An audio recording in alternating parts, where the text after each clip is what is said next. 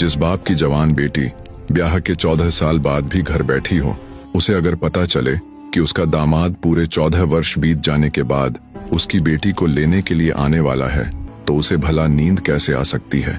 बिल्कुल उसी परिस्थिति में आज फौजदार था। वो ज्योतिषी के कहे अनुसार चौकन्ना हुआ अपने दामाद के आने का इंतजार कर रहा था।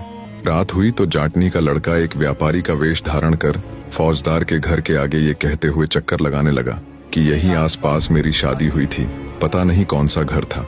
अब फौजदार तो परिवार सहित पहले से ही कान खड़े कर दामाद के इंतजार में थे।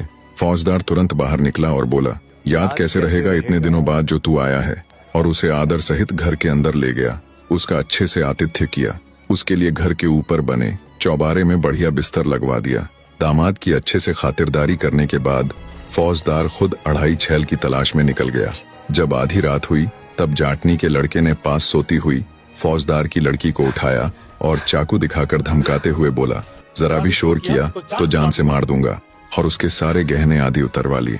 जाते हुए जाटनी के लड़के ने फौजदार की लड़की को खाट से बांधकर उसके मुंह में कपड़ा ठूंस दिया और बोला, कह देना अपने बाप को कि तू कहाँ अढ़ाई छैल को बाहर ढूंढता फिर रहा है, वो तो तेरा जमाई बन तेरे घर आया था।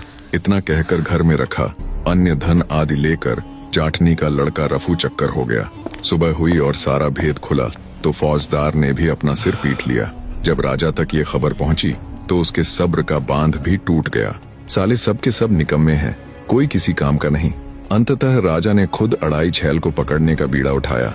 उधर जाटनी के लड़के ने बूढ़ी मालिन को लूटा हुआ बहुत सारा धन दिया और बोला, क्यों रिमाए, आज किसने बीड़ा उठाया है अढ़ाई छैल को पकड़ने का। मालिन बोली, अरे बेटा क्या बताऊं, उस अढ़ाई छैल ने तो पूरे नगर की नींद उड़ा रखी है। अब खुद राजा महाराज ने ही उसे पकड़ने का बीड़ा उठाया है। मालिन की बात सुन शातिर हंसी हंसता हुआ अढ़ाई छैल बोला, ओह, तो आज राजा साहब खुद निकलेंगे अढ़ाई छैल को पकड़ने के लिए।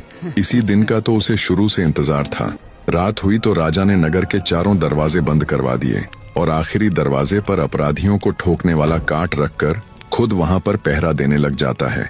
उधर जाटनी के लड़के ने एक अत्यंत सुंदर लड़की का वेश धारण कर लिया और हाथों में पूजा की थाली लेकर निकल पड़ा नगर में। जब सुंदर युवती बना जाटनी का लड़का राजा के नजदीक से गुजरा तो उसे देख राजा को भी बड़ा अचंभा हुआ। सोचा, नव युवती इतनी रात को हाथ में पूजा की थाल लिए भला कहाँ जा रही है। राजा उसे आवाज देकर रोक लेता है और कहता है, कौन हो तुम और इतनी रात को कहाँ जा रही हो।